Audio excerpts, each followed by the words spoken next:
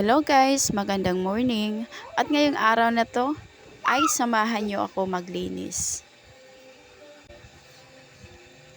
Niligpit ko na nga pala yung mga laruan ng mga anak ko kasi palaging nakakalat. At bago ko nga pala gamitan ng basahan, ay nagwalis muna ako para matanggal yung dumi at alikabok.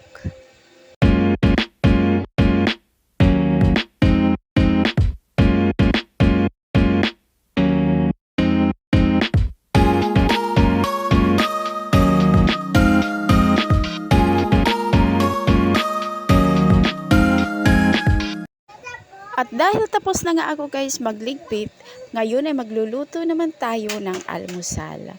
Ayan guys, bumili ako ng 3 pirasong itlog, nilagyan ko ng asin, 1 pirasong sibuyas at 1 pirasong kamatis. Mix-mix lang natin.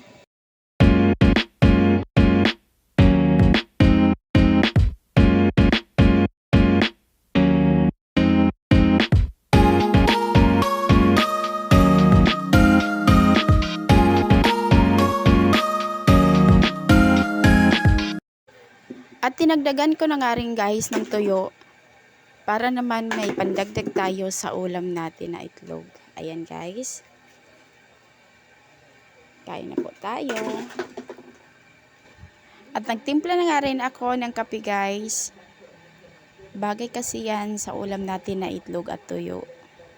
Tapos kanin. Kain po tayo.